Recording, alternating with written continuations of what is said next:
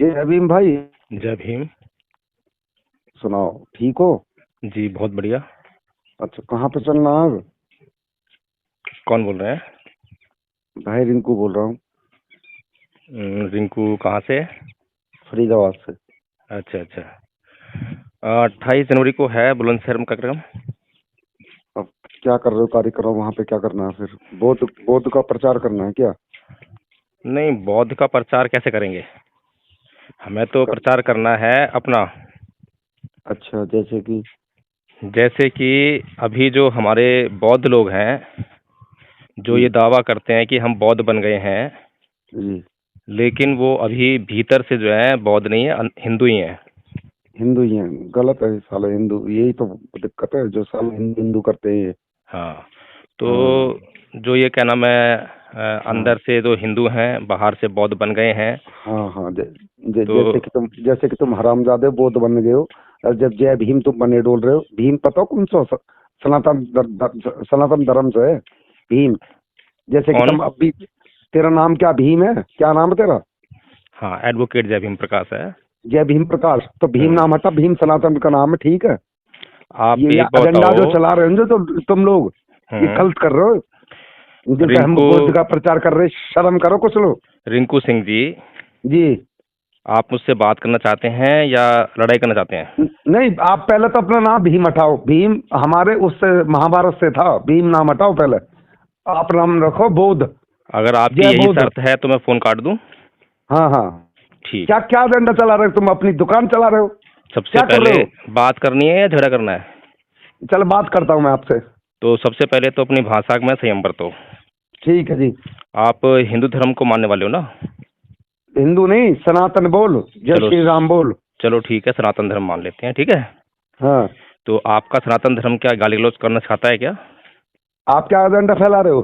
आप लोग क्या कर रहे हो? अभी मैं जो आपसे पूछ रहा हूँ, मुझे ये बताइए कि जी आपके सनातन धर्म के जितने जी देवी देवता हैं, जितने आपके आदर्श हैं, जी चाहे वो आपके भगवान राम हो, जी चाहे वो भगवान कृष्ण हो, कोई भी हो, जी। क्या उन्होंने आपको यही सीख दिया कि आप गाली दे के बात करें किसी से? नहीं, आपको भीम एक एक भीम क्या पैदा होगा किताब लेकर?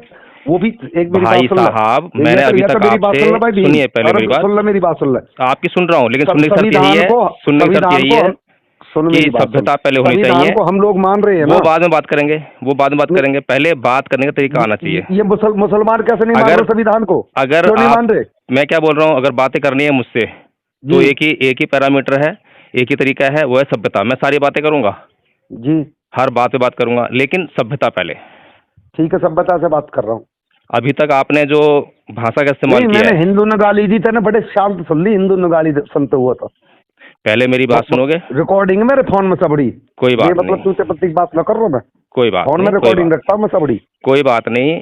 अब मुझे हम्म। ये बताओ, अभी तक जो जी। आपने भाषा इस्तेमाल की है मेरे साथ में, हम्म। क्या वो भाषा सही है? क्या वो भाषा मैं जो हिंदुओं के खिलाफ बोल रहा था वो भाषा सही थी? जो आपने बड़े मैं बड़े ये पूछ रहा हूँ फक्र से कि सुनी क्या, आपने जो बात। मैं ये पूछ रहा हूँ, अगर दुनिया इस भाषा को सुनेगी आपकी, तो ये हम्म। कहेगी कि हाँ, सनातन धर्म वाले जो अच्छे लोग होते हैं। जो तुम्हारी भाषा चल रही है, क्या तुम लोग ठीक हो? मैं तुम लोग आपसे ठीक ये हो? पूछ रहा हूँ, जब देखो नाम भी मेरी बात सुनो सनातन का यूज कर रहे हो तुम लोग, और पहले। फिर भी उसके लिए ठीक आप हो तुम लोग? सीधी सीधी बातें क्यों नहीं करते हो आप? सीधी बात करते हैं, उल्टी बात तो तुम लोग कर रहे हो यार। अभी मेरी बात सुन लो, थोड़ा सा जी। धैर्य रखो, सहनशील हम्म। बनो, ठीक है। जी। मैं ये कह रहा हूँ, मुसलमान लोग गलत कर रहे हैं, ठीक है। जब कोई गलत नहीं कर रहे मुसलमान, क्या? सुन तो लो पहले मेरी बात, पहले बीच में बहुत धैर्य नहीं, बिल्कुल भी सहनशीलता बिल्कुल भी नहीं है, हम्म। बिल्कुल भी संयम नहीं है, जरा सी देर में ही मतलब चिलमिलाहट होने लगाती है। यही तो प्रॉब्लम है, यही तो हमें सीखना है। ठीक इसी है। चीज़ को हम सिखाने का प्रयास कर रहे हैं और यही चीज़ तुम सीख नहीं रहे हो।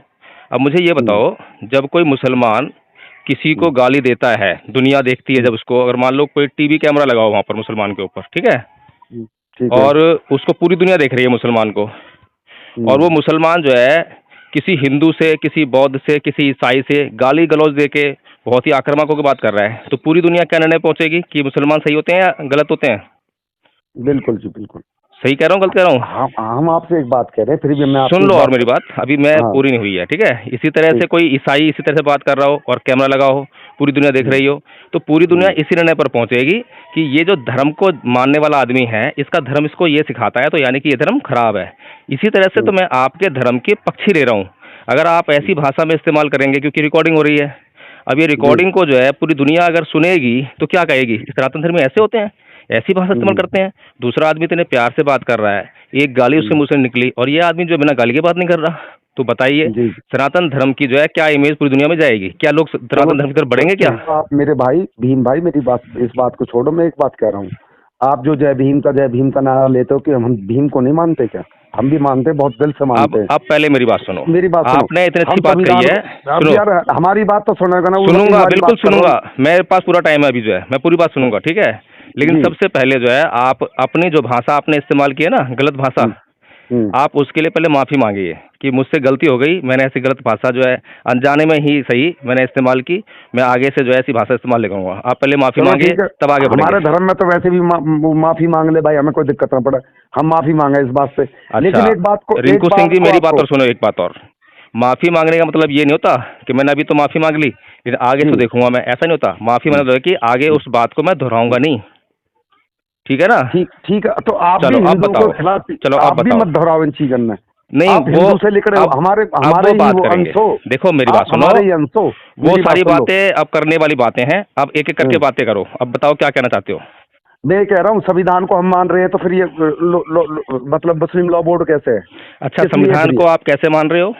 संविधान को कैसे नहीं मानते हम? बताओ बताओ, कैसे मानते संविधान तो को? संविधान को हम फॉलो करते हैं, अपने बाबा भीमराव को हम भी मानते हैं, आपसे ज्यादा मानते हैं। नहीं, मुझसे ज़्यादा मानते हो, मैं मान लेता हूँ। मैं कभी दावा ही नहीं करता कि मैं ज़्यादा मानता हूँ भीम साहब को, जो है मैं मान हाँ, लेता हूँ कि रिंकू सिंह जो है बाबा साहब डॉक्टर भीमराव अम्बेडकर को सबसे ज़्यादा मानता है, ठीक है। बिल्कुल जी। हाँ, तो अब मुझे बताओ कि संविधान को आप कैसे मानते हो? संविधान को हम पूजनीय मानते हैं बाबू जी। है? सही पूछो तो पूजनीय मानते हैं, पूजनीय। अच्छा। कि वास्तव में हमारे बाबा साहब ने ऐसा संविधान लिखा कि सबका साथ सबका विकास, लेकिन इसमें कुछ खामियां तो हैं। क्या कुछ खामियां हैं? खामियां ये आरक्षण, आप बताओ, जाति को ऊपर देना चाहिए या मतलब आर्थिक स्थिति के हिसाब से देना चाहिए? हाँ, ये आपने चीज बदली जाएगी, नहीं बदली जाएंगी आगे को? बहुत ही अच्छा पॉइंट आपने लिया है, ठीक है ना। हाँ। अब ये बताओ मुझे, आपकी एजुकेशन क्या है? मैं भी वकील हूँ, LLB करी है मैंने मथुरा से। ठीक है, अब बहुत बढ़िया है। अच्छा, कौन से आर्टिकल में ये प्रावधान है आरक्षण वाला? शायद अब मेरे दिमाग में नहीं है, मैं प्रैक्टिस में नहीं हूँ, लेकिन मैंने वकालत करके मेरे बिजनेस करता हूँ मैं। चलो, मैं तो ये दावा बात ही नहीं कर रहा कि आपने वकालत नहीं कर रखी, मैं तो मान रहा हूँ कि हाँ आपने प्रैक्टिस कर रखी, प्रैक्टिस भी कर रहे होंगे, वकालत भी कर रहे होंगे। प्रैक्टिस नहीं की मैंने, चलो कोई बात मैंने नहीं, वकालत किया। चलो कोई बात नहीं, मैं बता देता हूँ। आरक्षण की व्यवस्था जो है आर्टिकल 16 में है, ठीक है। ठीक है। अनुच्छेद 16 में जो है, आर्टिकल 16 जो है संविधान का, उसमें व्यवस्था है कि नौकरियों में क्या व्यवस्था है कि नौकरियों में भारत के सभी नागरिकों को समान अवसर उपलब्ध कराए जाएंगे, ठीक है। ठीक है जी। इसमें तो कोई बुराई नहीं है ना। ये आर्टिकल जो क्या कह रहा है कि भारत के सभी नागरिकों को, जो भी भारत सरकार की नौकरियां होंगी, सरकारी नौकरी समझते हो ना, सरकारी नौकरी जो भी होगी उसमें सभी को समान अवसर होंगे, उसमें कोई भेदभाव नहीं किया जाएगा। ठीक है। अब यहाँ तक तो ठीक है, बिल्कुल, यहाँ तक तो आपकी बात ही है। तो आपकी बात के हिसाब से यहाँ तो भारत का संविधान बिल्कुल ठीक हो गया। तो अब आरक्षण आया कहाँ से, है नहीं? तो अब जो है एक और उसमें जो है उपबंध आता है, वो कहता है कि जो अगर मान लीजिए कहीं पर ऐसा है भारत के अंदर कि नागरिक जो है समान नहीं है। समान कैसे नहीं है कि भाई कुछ तो अमीर लोग हैं भारत में, तो वो भारत के अमीर नागरिक हैं, ठीक है। और कुछ जो है गरीब लोग हैं, तो वो भी नागरिक हैं भारत के, और वो क्या है, गरीब नागरिक हैं, ठीक है। ठीक है। और इसके अलावा एक तो होगी अमीरी और गरीबी, उसके अलावा फिर जो है और भी बहुत सारे वर्ग हैं। कैसे? धार्मिक वर्ग हैं, जैसे कि हिंदू है, मुसलमान है, ईसाई हैं। अगर इनमें भी कोई जो है ऐसा वर्ग है, मान लो मुसलमान जो है इस लायक नहीं है कि वो जो है हिंदुओं का मुकाबला कर सकें, या हिंदू इस लायक नहीं है जो मुसलमानों का मुकाबला कर सकें, तो वहाँ पर ठीक है। दूसरा फिर तीसरा वर्ग है जाति का, कि अगर कोई जाति, सब जाति समान तो है नहीं, ये तो तुम भी जानते हो, समान है क्या? नहीं, बिल्कुल नहीं है। नहीं है। तो कुछ जातियां ऐसी हैं जिनके पास, आप माइंड मेरी ना करो बात ना, नहीं हुई है अभी, मेरी बात सुन लो भाई। बात पूरी नहीं हुई है, आपको समझ में नहीं आएगा फिर। पूरी बात कर लो पहले, सुन रहा हूँ मैं आपकी बात। हाँ, तो गंभीरता। कुछ जातियां ऐसी हैं जिनको खाने पीने तक के साधन उपलब्ध नहीं है, ठीक है। ठीक है। और कुछ जातियां ऐसी हैं जिनके पास इतनी जमीन जायदाद है कि उनको कुछ काम करने की जरूरत ही नहीं है। अगर उनकी बहुत सारी पीढ़ियां भी काम ना करें तो भी उनको फर्क पड़ने वाला नहीं है।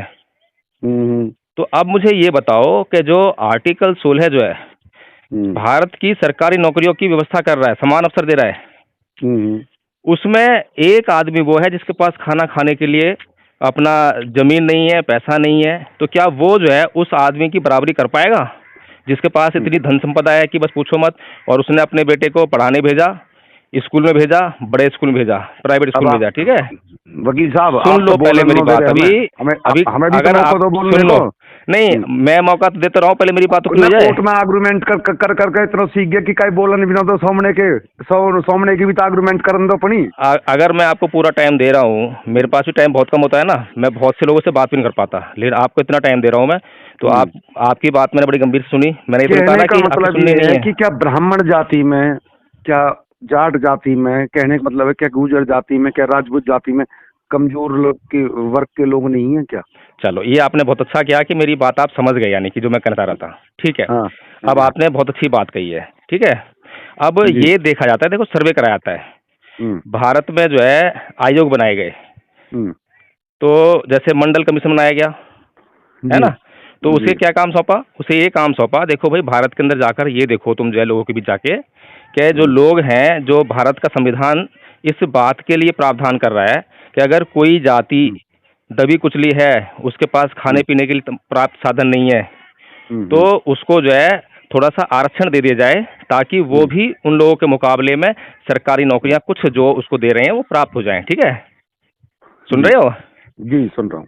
तो वो जो कमीशन है, जब कमीशन बनाया गया, आयोग बनाया गया, तो आयोग जो है, आयोग एक तो होता नहीं है एक आदमी, उसमें आयोग में तो बहुत सारे लोग होते हैं। जी जी। तो वो जो है पूरे भारत में जाएंगे और जातीय गणना करेंगे, जातीय आधार पर जो सर्वे करेंगे कि भाई कौन सी जाति के पास कितने साधन है, ठीक है? जी। तो वो जब कमीशन जो है अपनी रिपोर्ट प्रस्तुत करता है, अगर उसकी रिपोर्ट में ये निकल कर आता है कि पूरा का पूरा एक जाति समुदाय जो है वो गरीब है, तो फिर क्या करेगा भारत का संविधान? उसको आरक्षण देगा नहीं देगा? बताइए आप मुझे। अब भी गलत कह रहे हो आप वकील साहब। अरे भाई साहब, रिंकू सिंह जी, अच्छा मैंने क्या बोला आपको जरा बताना, उसको दोहराना एक बार आप जो है। मैं दोबारा इस बात को दोहरा रहा हूँ, हर जाति में नहीं, आप अपनी बात में दोहराओ, आप मेरी बात दोहराओ। आर्थिक स्थिति पे आरक्षण होना चाहिए कि भाई अगर जिसकी भी स्थिति खराब हो, चलो मान लेते हैं, चलो मान लेते हैं कि चलो मान लेते हैं एक बात है, चाहे गुर्जर हो, चाहे जाट हो, चाहे ब्राह्मण हो, चाहे वाल्मीकि हो, चाहे हरिजन हो, चलो ठीक है, जिसकी भी स्थिति खराब है उसको आरक्षण मिलना चाहिए। चलो रिंकू सिंह जी, आपके लिए हम सहमत होते हैं। चलो रिंकू सिंह जी, अब हम इस बात को मान लेते हैं कि आर्थिक आधार पे आरक्षण होना चाहिए, ठीक है? चलो दूसरी बात सुनो। नहीं सुन लो, पहले इस बात को सुन लो, पहले इस बात सुन लो, पहले इस बात को सुन लो पहले। रिंकू सिंह जी सुन लो, मेरी बात पूरी हो जाए। नहीं, सहनशीलता ऐसी आएगी, ऐसे नहीं आएगी, सहनशील बनो, सहनशील बनो, ठीक है ना? अच्छा ठीक। हाँ, आप मेरी बात सुनो, आप जो कह रहे हो बहुत अच्छी बात कह रहे हो, क्या गरीबी और अमीरी जो है उसके आधार पर आरक्षण होना चाहिए, ठीक है? बिल्कुल। और पूरी दुनिया में जो है ये वर्ग तो जन्मजात होता है, हर जगह मिलेगा जी, लेकिन हर एक देश में इसके अलावा भी दूसरे वर्ग होते हैं, होते नहीं होते जी? अब बताओ, भारत के अंदर जो है, जैसे कि अमेरिका में काले और गोरे हैं, काले लोगों को गोरे लोगों ने कभी जो है राजनीति में नहीं आने दिया, उनकी अर्थव्यवस्था सही नहीं होने दी, उन्हें धंधा बिजनेस नहीं करने दिया, ठीक है ना? तो वहाँ के कानून ने जो है, वहाँ के संविधान ने सबको इक्वल कर दिया, और सबको इक्वल करके जो है ये व्यवस्था कर दी कि काले लोग जो हैं किस तरह से राजनीति में आए, काले लोग किस तरह सरकारी नौकरियों में आए। तो वो संविधान गलत तो नहीं था? बताओ मुझे। अभी रुक जाओ, प्रेसिडेंट रह चुके हैं रिंकू सिंह जी, रुक जाओ, मैं वही कह रहा हूँ। अब इसी तरीके से अगर भारत के लोग अमेरिका में जाएं, तो भारत के लोग जो है क्या कहलाएंगे वहाँ पे, काले या गोरे? बताओ मुझे आप।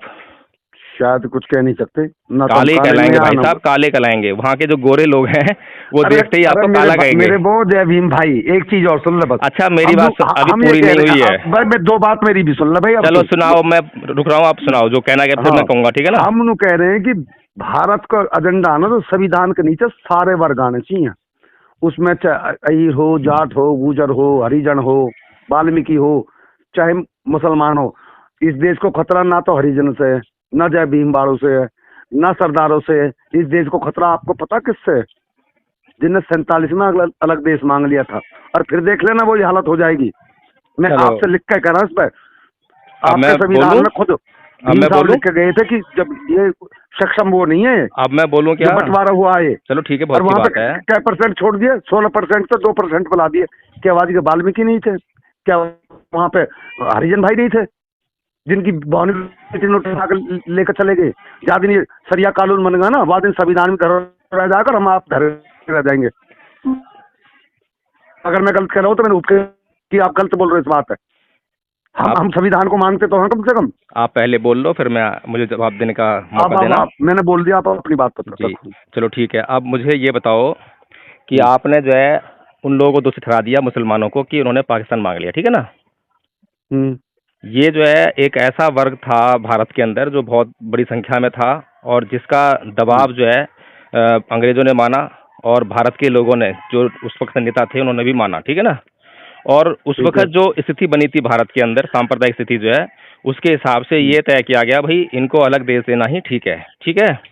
उसके बाद जो है क्या भारत के अंदर जो अलग धर्म है, अलग जातियां हैं, क्या उन्होंने अपने अलग देश की, अलग अस्तित्व की बात नहीं कही? क्या सिखों ने खालसा लैंड की बात नहीं करी? क्या बताइए मुझे। कुछ आप कह रहे हैं, नहीं आप कह रहे हैं कि सिर्फ जो है मुसलमानों से खतरा है। आपको जो आरएसएस जो पट्टी पढ़ाती है, आरएसएस क्या पट्टी पढ़ाती है? आरएसएस का क्या उद्देश्य है? सिर्फ एक ही उद्देश्य है कि इस देश की सत्ता में हमें काबिज रहना है, बस।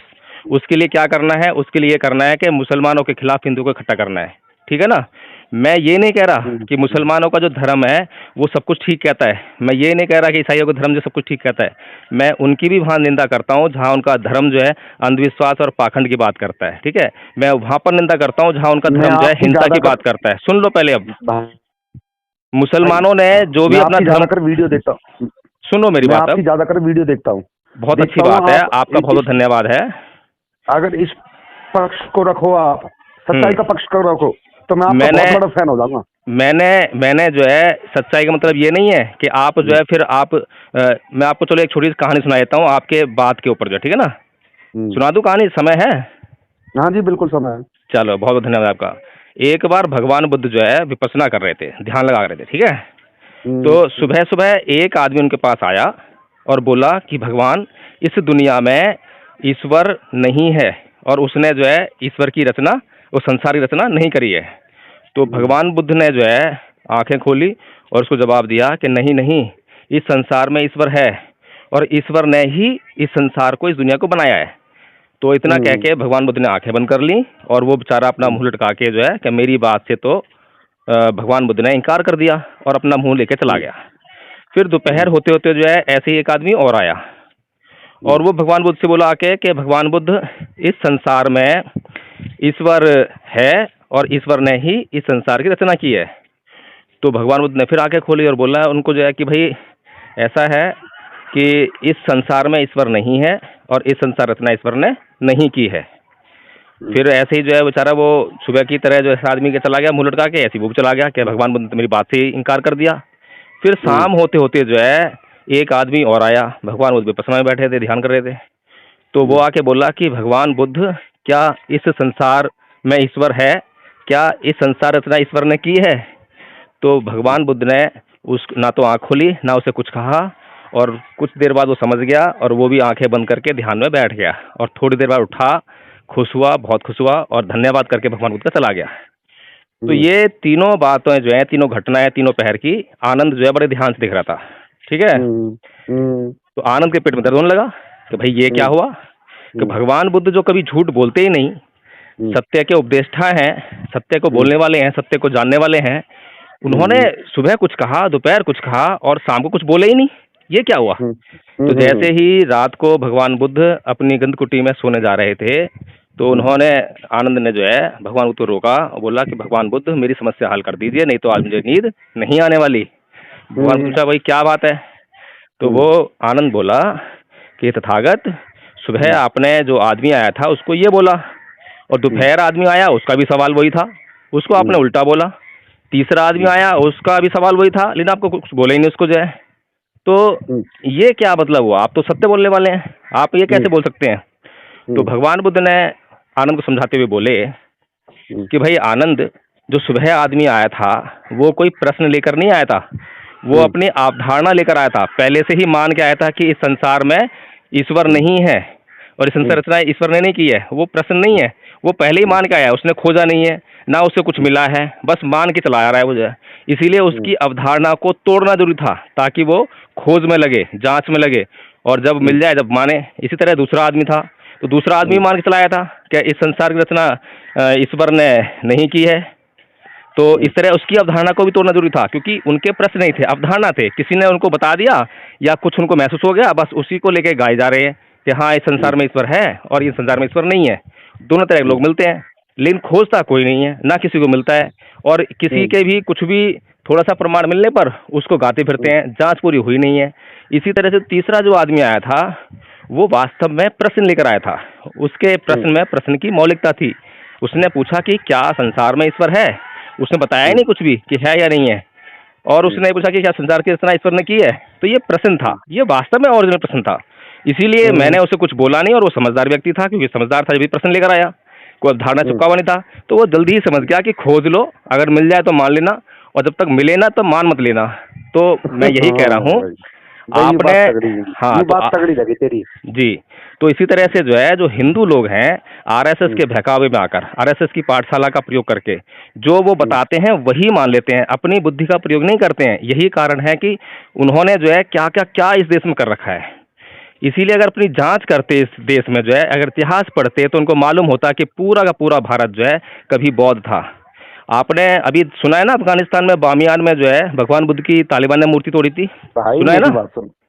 मैं बौद्ध को वास्तव में मानता हूँ, बौद्ध हमसे ही लिखड़ा हुआ है। अभी सुन तो लो पहले मेरी बात, वो बाद में करेंगे कौन कहाँ से लिखड़ा है, ठीक है? आपने ये सुना है ना कि तालिबान ने जो है अफगानिस्तान में भगवान बुद्ध की बड़ी ऊंची ऊंची मूर्तियां जो थी चट्टानों काट के बनाई थी वो तोड़ी थी, सुना है ना आपने?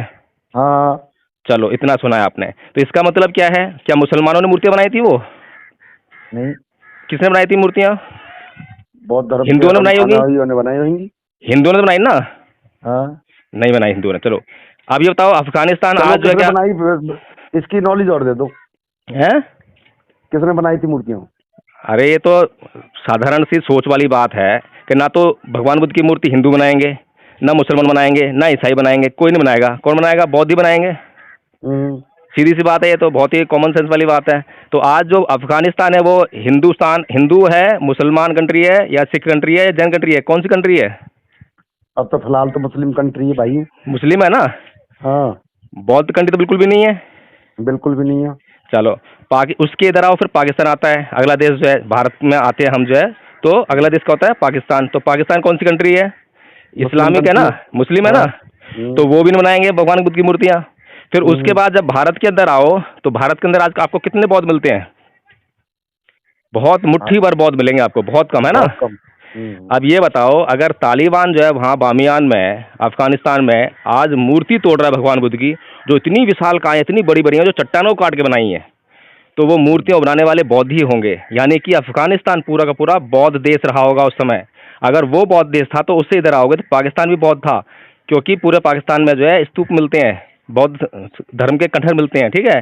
फिर उसके बाद इधर आओगे तो पूरा जो अशोक का जो साम्राज्य था, जिसे जम्बूद्वीप कहते थे, पूरा का पूरा बौद्ध था।